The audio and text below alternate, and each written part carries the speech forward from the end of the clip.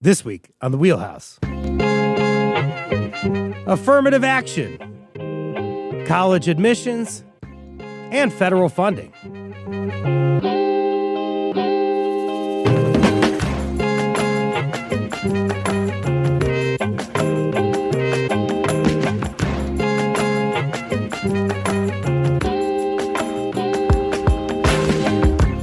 For Connecticut Public, I'm Frankie Graziano. This is The Wheelhouse, the show that connects politics to the people.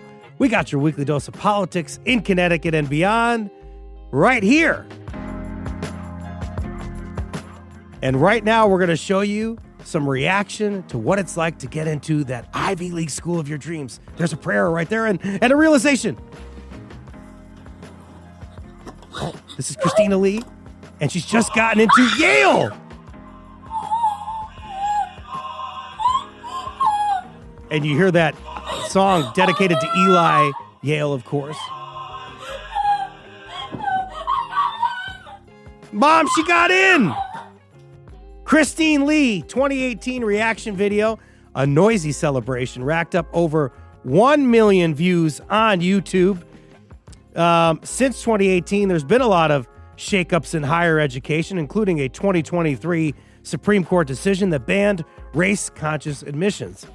Last year, we also saw multiple universities like Columbia and Northwestern settle with the Trump administration for millions of dollars amid accusations of anti-Semitism, or at least that's what was lobbed at them. This hour, we're talking about the impacts of federal policy and politics on students and the world of higher ed. With us to do it today, Michael Roth, the president of Wesleyan University. Michael, thank you so much for being here today. My pleasure. Glad to be with you. So glad to have you here, President Roth, and also joining me in the studio, a good friend of mine to my right, Bilal Siku, Hillier College Associate Professor of Politics and Government at the University of Hartford. Good morning, Frankie, and go Hawks. Go Hawks. I'm glad to see you this morning. This is going to be a good conversation for us to have. Folks, how's it going on your college campus? What about the culture there? Is it an inclusive college campus? You tell us. Hit us up on our YouTube stream or give us a call, 888-720-9677, 888-720-9677. President Roth, I'm going all the way back to the 60s here. Let's go back to 1961. That's when President John F. Kennedy used affirmative action for the first formal time in an executive order to prohibit federal contractors from discriminating based on race. In 1964, the Civil Rights Act prohibited employment discrimination based on race. This applied to colleges and universities. Tell us more, in your view, why this is so important, this happening back in the 60s. Well, I think those executive orders or other kinds of administrative actions were taken to prevent what was pervasive discrimination in academia and the workplace against Black people and against people of color more generally. And those actions were really aimed to set a level playing field so that companies could be penalized if they were found to actively discriminate against Black applicants or people who applied for jobs who were coming from minority groups of various kinds. But really, the biggest issue were for African Americans. And that's different from affirmative action, which institutes a policy to actively seek out people who have been from groups that have been previously discriminated against. And what I just said, you can hear in my hesitation, I started to say people who had been previously discriminated against, and there's the rub, because the people you actively help may not have themselves suffered discrimination, but they belong to groups that have historically been discriminated against. And affirmative action in education and in the business world, and in entertainment, other places, was meant to counteract the pervasive effects of racial discrimination by actively finding people to admit or to contract with from historically underrepresented and historically discriminated against groups.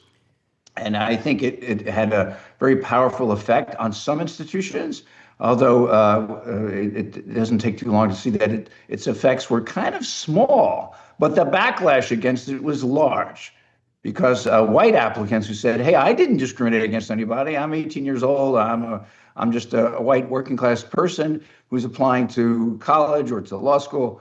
Why should I not have the same advantage as a person from a historically discriminated against group? I myself," that person might say, "never discriminated against anybody." And the answer was, well, you live in a country where there's been pervasive racist discrimination, and the policy of the country and its institutions should be to counteract that with purposeful action, not just having a level playing field. And now, of course, we've had a backlash against that. And the only discrimination the federal government these days seems to worry about is discrimination against white people.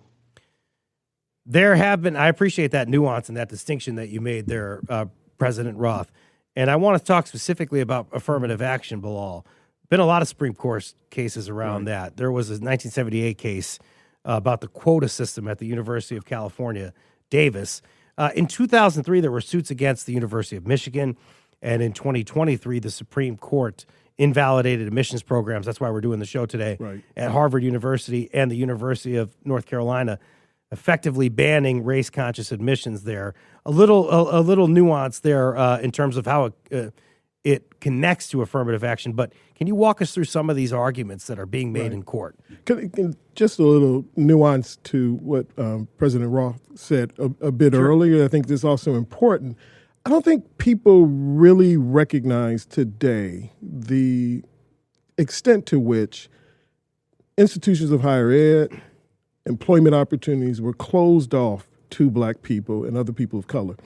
But not just people of color, but also women, right? And religious minorities. And so the impact of the Civil Rights Act, which along with the Voting Rights Act, I count as two of the most important pieces of legislation passed by Congress in terms of fundamentally and radically transforming our country, can't be underestimated. I think of myself as someone who really stands on the shoulders of the people who fought to open up opportunity in this society. And the one nuance I would offer about what President Roth said earlier is that even high-achieving Black and Latino students and other students of color were being denied access and opportunity in higher ed. High-achieving, skilled workers were being denied access and opportunity, especially in the trades and other areas of employment, which had a very detrimental impact on the opportunities for Blacks and others to succeed in this society. And so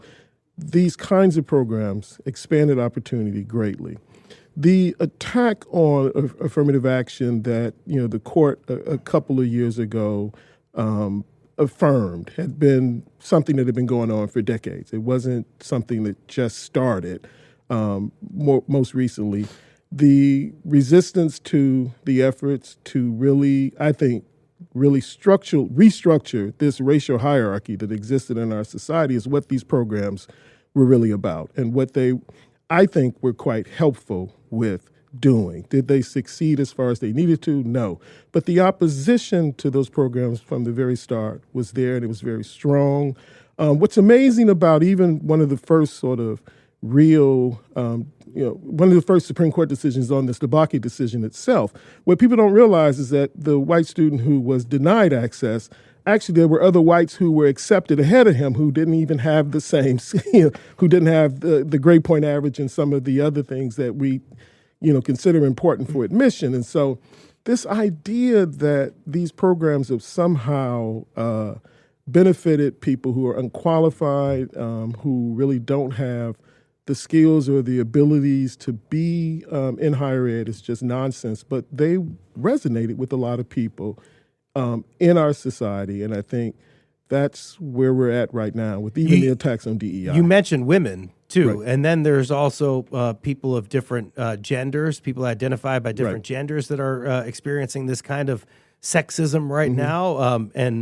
And it's happening at the federal level, too, around competition, college-based competition, things like that as well. Yeah, I mean, the success of these programs over the years is that they increased access and opportunity. Even someone like me, and I love that opening sort of video you showed, My mother was the one who did the screaming because she was getting me out of the house. But at the same time, I mean, these programs have really dramatically expanded opportunity, not just for people of color, but also for women. In fact, the greatest beneficiary of affirmative action programs have not been people of color. They've actually been women. Michael, what policies and white women in particular. Thank you for that. Yeah. Michael, tell us what policies you have in place at Wesleyan to ensure a diverse student body. Well, we, like most colleges and universities that are selective. Sorry. Let me jump in here. I made a mistake in the way that I asked you that. I still want to talk about pre-2023 here because I want to help people understand how we're sort of reacting to the news. In the last few years, before you made any kind of policy changes in the last few years, what did you have in place before the Supreme Court decision comes down? Well, we've always had what we call a holistic admissions practice. That is, we try to understand the students as best we can as whole people and not just as test takers or grade getters or people who happen to have certain advantages that give them a leg up in the competition to get into colleges and universities. And so we wanted to have a diverse student body, which meant for us, more or less the same number of men and women. I think I have a little bit of a difference about the affirmative action and women because it's harder for women to get into highly selective colleges and universities than for men because the women are, as a rule, better prepared academically. We wanted to have a campus and where there was rough parity with men and women and people now, of course, non-binary students are part of that mix and people from different racial and ethnic groups. But we didn't have quotas. We didn't have boxes that you checked and we said, okay, we have X number of Latinos or X number of white students, et cetera. But we're very conscious of trying to have a diverse student body. Wesleyan very actively sought out Black students in the early 70s and late 60s, and kind of famously so, because the result wasn't as kumbaya as I think the administrators at the time thought. They said, they went out and sought applicants, people who didn't seek Wesleyan, but we found Black applicants in different cities in the Northeast. And when they came to Wesleyan, they said, oh, great, it's not really a wonderful place for us here. It's still a historically white institution with all the prejudices that are involved in that. And so the institution had to adjust in the late 60s and early 70s as it wasn't just a place for white men and white Christian men, really, because there were very few Jews allowed in, too, until early to mid 60s.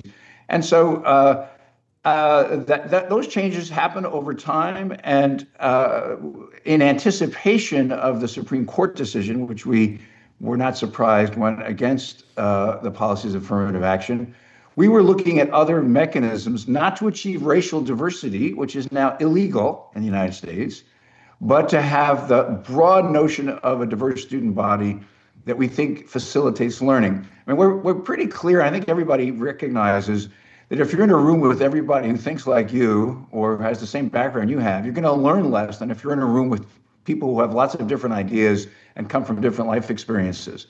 And so we did have to adjust. We don't know the race of the applicants until after we've closed the class, after we're done with admissions. But we do seek out students from not just, let's say, the Northeast or the West Coast cities where we have lots of people, but we seek students from all over the country who can add to the learning community we have, because we believe that of all our students learn more when they are in the company of people who have different life experiences and different points of view. I'm going to say this without it sounding like I'm casting judgment on any universities or anybody that's having to do this work, but Bilal, I want you to help me kind of parse this through, because you have to do this at the University of Hartford too, whenever you're involved in any kind of departmental decisions. But it sounds like a lot of work to have to do now to try to make sure that you are having what President Roth is talking about with diverse ideas and experiences happening in your student body. Yeah, I'm really amazed at the way in which the admissions office tries to navigate all of this. The one thing I will add about, the description that President Roth just provided is that, for me in the classroom, I've watched the University of Hartford really transform. When I got there over 20 years ago, we were probably at about 18, 19% students of color. Now we're about 40% students of color. And one of the things that I really appreciate about the diversity of the classroom and all of the things that the president has suggested about the range of views, the range of experiences that students bring, but it's also something that the students themselves value as well. And so when I'm having discussions with my students, they have an appreciation for the fact that they are in a room with people who are racially, ethnically different from them, who don't share their own religious views or perspectives. Some of them are on the right, some of them are on the left, but I try to create that space where we can all engage because this is a pluralistic society. And they recognize more than some of the people who have attacked these efforts to diversify our institutions. They recognize more than those policymakers do that this has value and that this is important and that this is the way in which we build an inclusive democracy, and I think they clearly recognize that.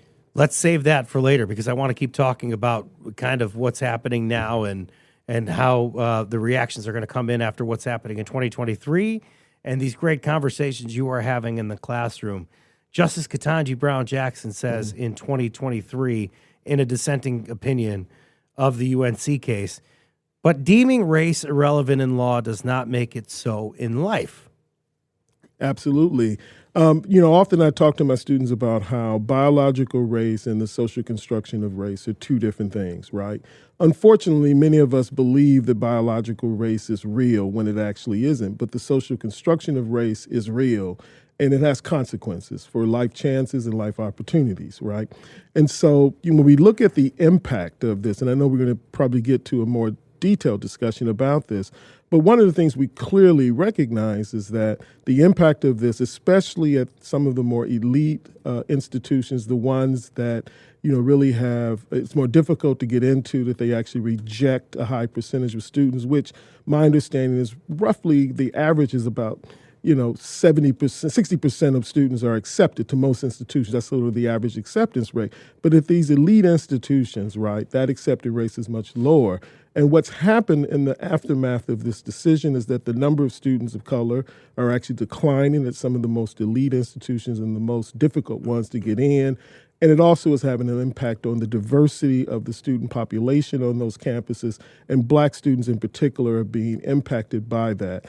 And at the end of the day, what that means also is that access to opportunities, especially some of the most prestigious, some of the most influential jobs in our society, are being restricted to or being limited to mostly whites, for example. And I think that's very intentional in terms of what this project is ultimately about.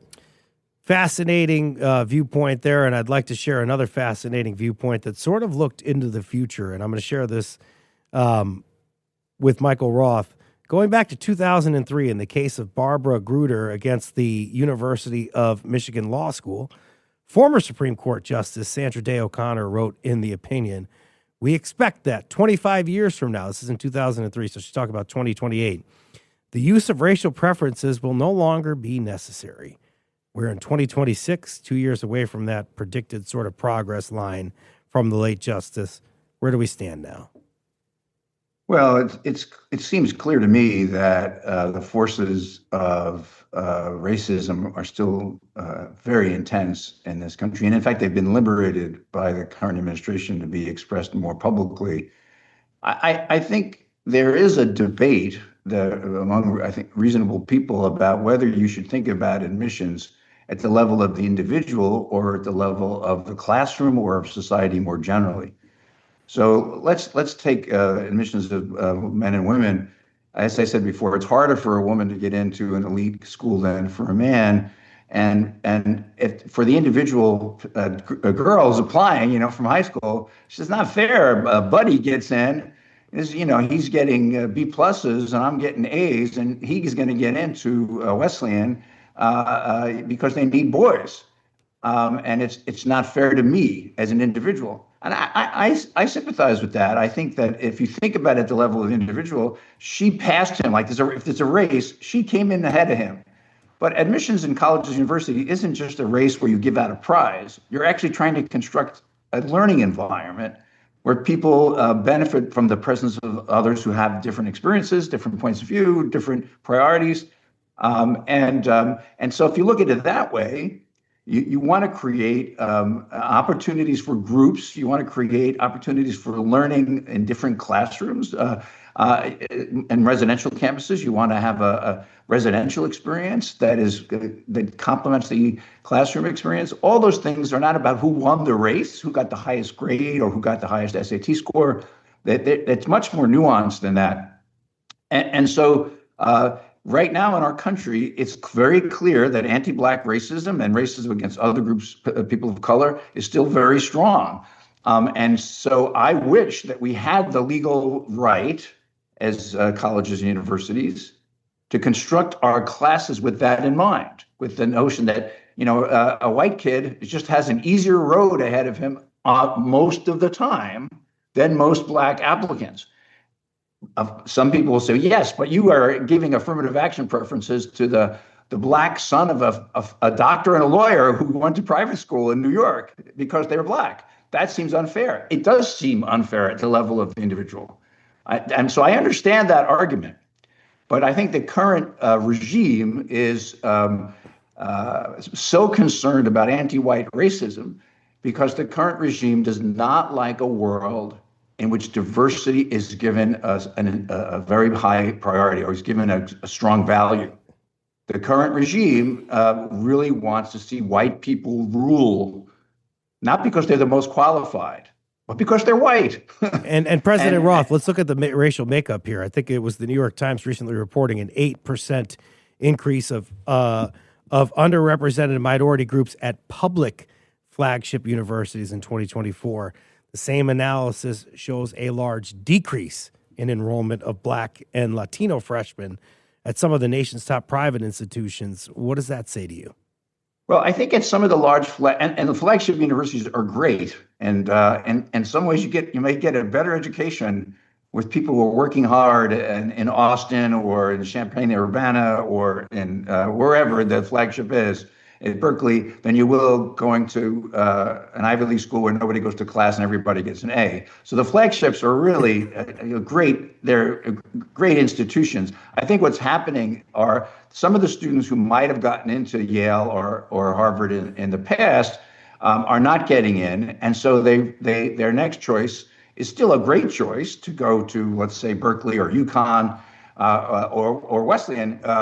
And they're taking that choice, and I think that can happen also because in some states they take a percentage of the high school graduates who have the highest scores, let's say, and that will include the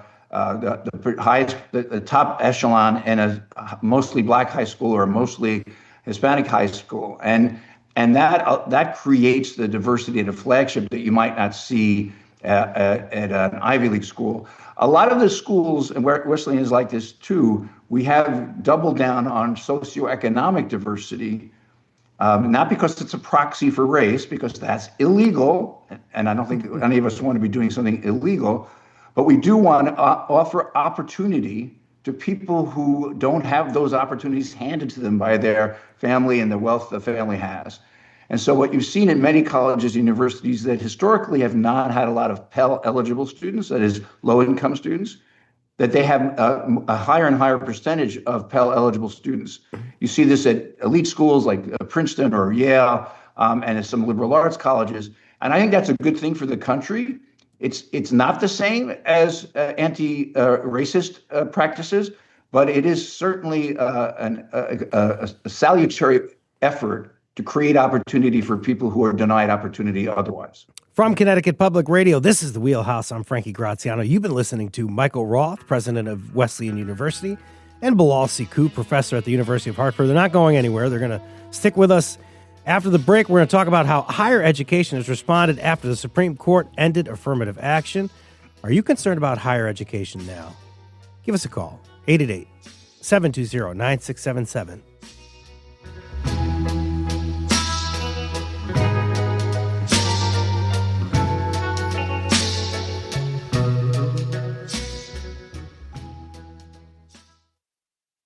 This is The Wheelhouse from Connecticut Public Radio. I'm Frankie Graziano. Earlier, we talked about how college admissions and student bodies have changed since the 2023 Supreme Court decision struck down affirmative action. Now we're looking at how higher education has reacted and implications for students in Connecticut and beyond. Back with us, Michael Roth, president of Wesleyan University, and Bilal Sekou, associate professor of politics and government at the University of Hartford. Thank you both for sticking with us. Bilal, we just heard from President Roth. We were talking about how Wesleyan is sort of reacting to what's happening at the Supreme Court level. What say you? Yeah, and I just wanted to add sort of a nuance to what President Roth said about this sort of pivot away from any kind of racial preference to a class-based preference. And I think he's absolutely right that it's an imperfect shift in terms of creating the kind of diversity. But the other thing that's really interesting when you sort of dig into the data, and I think ultimately as we explore what has, or at least try to understand more what has happened in these years these last few years and going into the future, it'll be interesting to see, because one of the shifts that has occurred, and President Roth is absolutely right, a lot of the sort of high-performing students of color are no longer even applying to some of these more prestigious universities. And they are, in fact, shifting away and moving into really good institutions. And again, I think he's right about the flagships are not bad choices. But what's interesting is that we also know in our society what that also means is that those, elite institutions are also pathways to great jobs in government, great jobs in businesses. And so when we look, I think, into the near future, it also may mean that corporate boards, government jobs and institutions will also see a real shift, and that they will become even more wider and less diverse in those areas, which will have impact on all of our lives. And so I think this is why this battle is a battle worth fighting, because I think this is really key to transforming the society in the way it needs to be transformed into a much more inclusive democracy. I wanted to react kind of slowly to that because I think that's really important to sort of underscore that you shared that perspective, because it seems like, at least at what President Roth is saying, that this is something that's very intentional, at least from the administration and the federal government right now. And, of course, from the Supreme Court of the United States. Michael, I want to ask you a question here. One way, well, first, let me actually invite people to join the conversation with us. We're having a great conversation today. Folks can hit us up on our YouTube stream, or they can give us a call, 888-720-9677. Ask the University of President question here. Ask Bilal Sekou a question here as well, or even me. One way it seems... Frankie, may I just jump in for Yeah, go ahead. Yeah, you got it. One of the things that I felt when reading the Supreme Court decision when it came out, and it wasn't a surprise. I mean, the court had tipped its hand before, and I'm not a lawyer. I don't read a lot of decisions, but I read the decision, and what I took away, just as a citizen, as a reader of this, was that they said you can't give somebody a preference because of the group they belong to, because that's an unearned preference. Like if I hang out with a lot of guys who play basketball really well, they're not going to give me a basketball scholarship because I hang out with them. I'm in the same group. Let's say we go to the movie together. It's only the individual who should get the benefit. So I read this decision. So you shouldn't get a benefit because of the group to which you belong. Now, all these very highly selective colleges, universities, all the Ivy League schools, they practice legacy admissions. By definition, you let somebody in because of their parents or their grandparents. And Wesleyan was like this too. We had a small group, maybe 8%, but we did tip a few people in every year because their parents went or their grandparents went.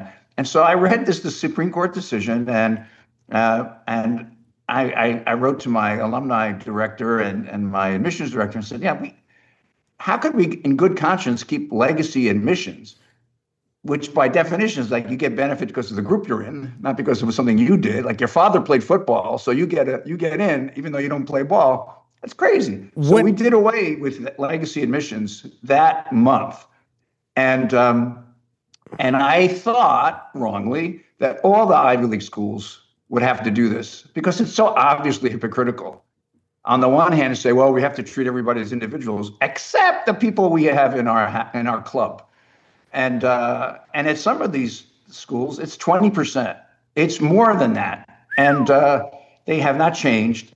We have changed. And of course, my alumni weren't altogether happy, but I think they saw that it was more fair given what we have to do in other dimensions. I just want to talk to you quickly about this, though, Michael. When you're doing this and you're looking at the calculus, did you guys have a number in mind of how many kids were actually benefiting from legacy admissions, or the percentage you knew about at a different school? Did you know how many at Wesleyan? Yeah, it was about 8% at Wesleyan. 8%, it was. Okay. And and at Wesleyan, it was always weird because what happened would be I'd be like somebody's kid would apply and they didn't get in. And the letter would say something like, even though we tried to help you out, your kid wasn't smart enough to get in. So it was like a double insult. So they would call me and say, So in a way, I was glad to be done with it. But it's also so obviously unfair. And people say to me, well, there are a lot of unfair things in life, and it's okay, it's loyalty. But the idea that at Harvard or at I don't know, Yale, where they take like less than 5% of the people who apply, right, that they have to tip relatives. I mean, it's unconscionable. We don't know now who's related to a Wesleyan person when they apply, just like we don't know their race. And I think we're down to about 5% instead of 8% or 6%. Real quickly, frankly. So one of the things I do in my class, I have this discussion about diversity, equity, and inclusion. And I talk to students about how universities have routinely accepted athletes who don't meet the qualifications for admittance to a university, legacies, as President Roth has said, but also the children of major donors and contributors will get some preference sometime. And finally, the children of faculty and staff, right? And the one that the students reject the most are the legacies. But then I have a discussion about, okay, here are some objective criteria, the meritocracy, the idea that these are the things that people who get into universities should get into, and talk about things like grades, classes you've taken, letters of recommendation, the essay you write for the institution, your prior internships or other experience, and this long list of quote unquote objective criteria. And what the students quickly recognize is that they're really not objective, that they are class biased themselves. And so, as President Roth has suggested, this is just not easy, doing what universities pride themselves on doing, which is creating institutions in which not all of the kids come from the same class background, not all of the kids. And so for me, at least, this fight over the use of things like race is not a fight that should be abandoned. And because I think if we're going to really make the kind and continue the kind of transformation that made it possible for someone like me, who grew up in a welfare-dependent, single-parent household, to attend a university, I know that what the 64 and 65 acts that were passed by Congress did was they helped to change the society, that a person like me could find access and opportunity in an institution of higher education. You said earlier class-based enrollment. It sounds like there's some sort of economic, I don't know if affirmative action is the word, but there's some sort of conscious now towards economics in terms of admissions now to try to make sure that you have some kind of diversity in the student body. So what does that entail? Are people offering free room and board? Or is there maybe a threshold to which people could qualify? Tell us what the universities are doing. President Roth can speak in more detail about this, but for example, looking at one's socioeconomic background as a sort of way of thinking about granting opportunity to attend a university. And there are other indicators, other measures you can look at.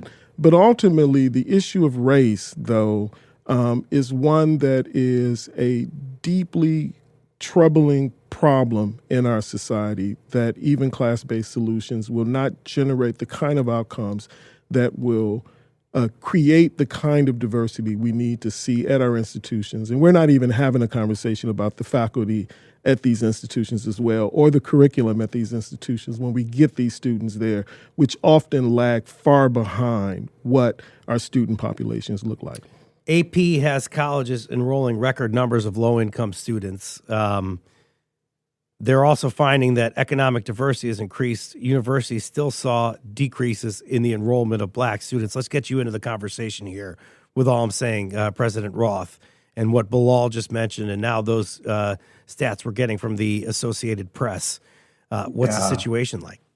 Well, Bilal is, I think, completely right about it. It's not a substitute for race-based affirmative action, uh, but race-based affirmative action is illegal. And so that's the law of the land right now. But I think it's a mistake. But the elections have consequences, and one of the consequences is the Supreme Court justices are appointed by the president.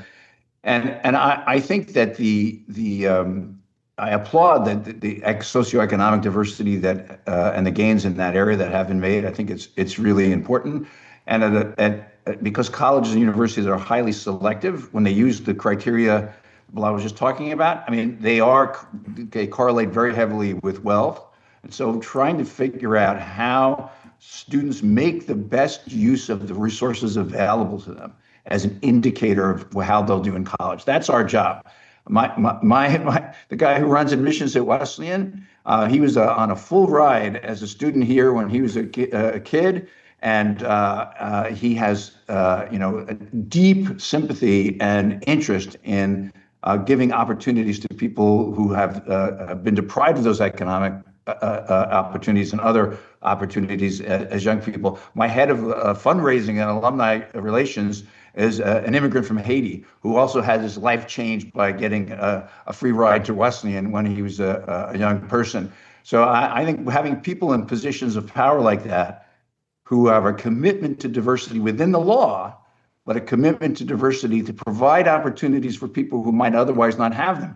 Get a rich kid who has everything in front of them and they use some of the stuff in front of them, that's nice.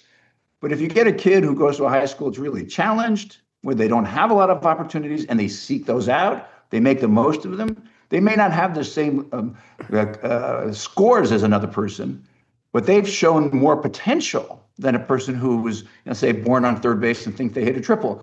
So we look for those folks who, and we work with organizations like QuestBridge that really find folks in rural America and sometimes in cities who have just not had the opportunities to thrive.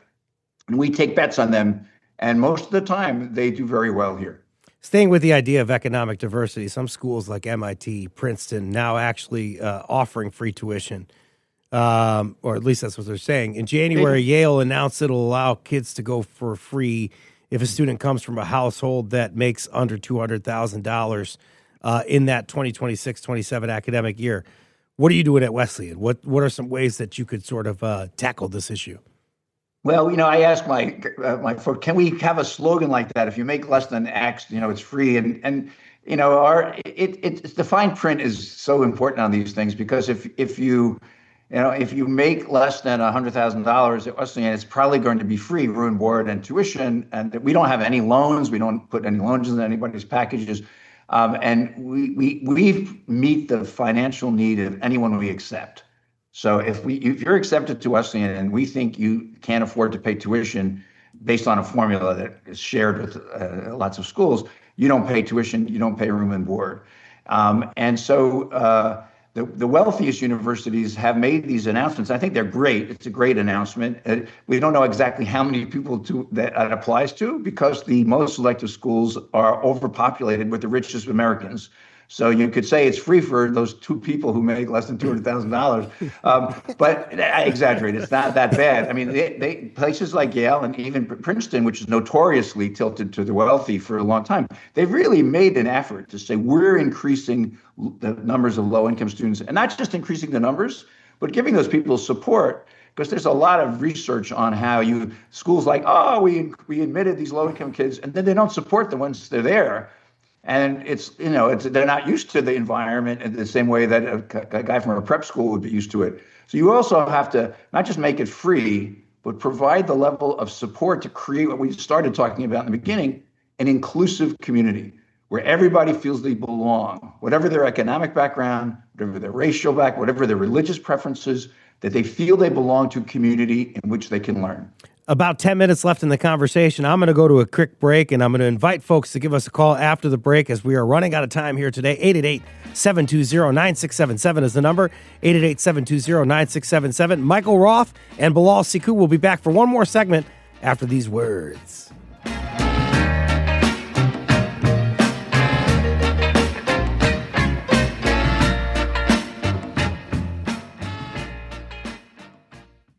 This is The Wheelhouse from Connecticut Public Radio. I'm Frankie Graziano. College campuses are historically an arena for political debate and protests. Since President Donald Trump was reelected to the White House, though, threats of funding pulls have been lobbed at university presidents over anti-Israel protests. Students are also contending with the prospect of federal law enforcement showing up on campus. To help us understand how school administrators and students are coping at this time, Michael Roth, the president of Wesleyan University, and Bilal Siku, associate professor of politics and government at the University of Hartford, Columbia University, and the Trump administration. Michael reached a deal last year that restored federal funding and research grant money to the university. A big payout, $200 million to the federal government over 3 years, and an additional $21 million to resolve alleged civil rights violations against Jewish employees. You have been particularly outspoken on this settlement, saying in July of last year on PBS, the White House has determined how students should be disciplined at a private university. This is massive overreach. Why is it a massive overreach in your thought? Well, typically, and there's a accusation of a civil rights violation, whether Title VI or Title IX, there's an investigation, there's a finding of fact, and then there are meetings between the institution and the government to determine what would be appropriate remedies. And the Trump administration has done none of that stuff. It just went in with a big stick, hundreds of millions of dollars. I think UC system, it's $1 billion, and I think now Harvard, it's $1 billion they're threatening them with. And the idea that they're protecting Jewish students is ludicrous to me. I mean, I'm the first Jewish president of Wesleyan. We have active pro-Palestinian protests on campus. We have active pro-Israel people on campus. It's, there's a difference between somebody who is Jewish and somebody who is pro-Israel, correct? There is, and then we have Jewish pro-Palestinian people, and we also have, of course, pro-Israel people on campus who are dedicated to the society and culture of Israel. I think that the government has been trying to, they've been attacking civil society generally. They've been attacking colleges and universities. They've been attacking law firms. They've been attacking media outlets, as you well know. All of this is to chill speech. And I think it's very important over the next few months that Americans take back our democracy from this governmental overreach. And I'll take the moment to just describe, we're doing this Democracy 2026 program and Democracy Summer this year, where we're encouraging colleges, universities across the country to have their students defend democracy by participating in it. And I think that the Trump administration has engaged in a kind of extortion against colleges and universities, trying to get them to make deals to satisfy the current regime. What I think we should be doing is getting citizens to understand how to participate in the electoral system between now and November. However they want to vote, Republican, Democrat, Independent, I don't care. It's not my business. We have now hundreds of colleges and universities that are incentivizing their students to participate in American democracy. It's the 250th anniversary of the Declaration of Independence. It's a great year for young people to say, I am going to be an active citizen in America. I'm not going to be a passive observer of governmental overreach. Bilal. Hard to top that. I mean, I think how at the University of Hartford, how can you tell students to sort of like look ahead here? I know you're trying to moderate the conversation a lot of times, but he's talking about a democracy summer here. What are you thinking about here? I mean, for me, that activity takes place in all of my classrooms. I mean, I teach political science. I do American politics as the broad sort of overfield. I teach about American national government. I teach about campaign elections and voting behavior. And any student who's taken a class with me knows that I talk about the importance of civic engagement, especially by young people. I often try to remind them that if you feel alienated in this political system, some of it is a product of the fact that young people are not as engaged as they need to be in order to make the case for why their interests and needs should not be peripheral but be a centerpiece of what happens in our government and decisions that are being made. Our students care a lot about things like the environment.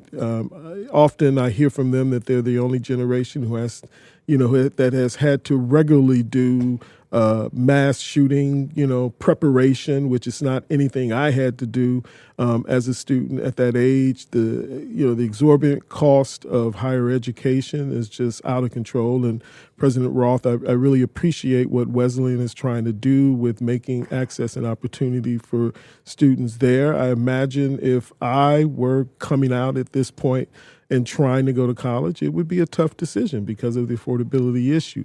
But I think ultimately to address those kinds of issues and those kinds of concerns, students need to become engaged. And the final point I'll make is that I've been involved with the work with Connecticut 250 as well, and especially with the emphasis on K through 12 and work with young people and trying to create materials to get them to focus on the 250th anniversary of the Declaration of Independence. Not just bayonets and bullets, correct? Exactly, but with a vision of what kind of future do they want to create in America. And I think that's what's really important. And so anyone who's taking a class with me should walk away with that sense that I really care about my students, but I also say to them is that I won't be here 30 years from now probably, but you will be here, and you need to do the work of creating the kind of society that you want to live in. Guys, we have less than 90 seconds left in the show, so I do want to address this part of it and do it quickly. There is the demographic cliff looming, which could mean that enrollment drops at colleges and universities in the coming years. You may be already dealing with this at Wesleyan. How long can some of these schools afford to alienate people of color if that's something they choose to do, or at least try to eschew some kind of effort where they're making their student body diverse? Well, as I said before, most colleges and universities take most of the people who apply, and I think and it's going to be a tough road for many small schools in going forward. We have benefited in the United States from international students coming here to study. They've made a huge contribution, not only to the schools they're in, but to the country at large. I think that there'll be some consolidation in higher education. We're a small school. We have 15,000 applicants for only 800 spots. So what we're looking for is to make sure that we maintain and cultivate a diverse student body in the face of these demographic and political challenges. And you got a minute left here. Can you protect those international students? We've heard from many international students, either they're talking through us through a pseudonym or they're not going on the record. What can you do to protect those? You're talking about democratic challenges or policy challenges, challenges that you have, yes. Yeah, we want them to feel at home, right? Yeah. It's one of the reasons people come to America is because we're a welcoming country. We have been a hospitable place.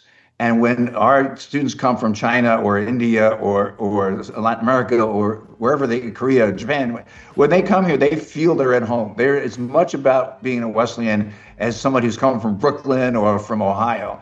And that's a great feeling. And they get launched in the world with the feeling that they can do anything they want to do.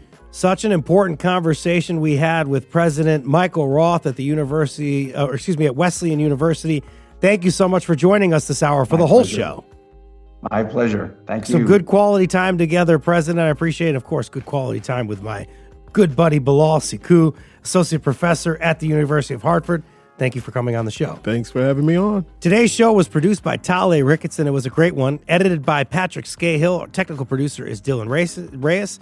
Thank you so much to our interns for helping us out on the show. Happy birthday to Megan Boone for helping us out on the show. Thank you so much. Download The Wheelhouse anytime on your favorite podcast app. I'm Frankie Graziano. This is The Wheelhouse.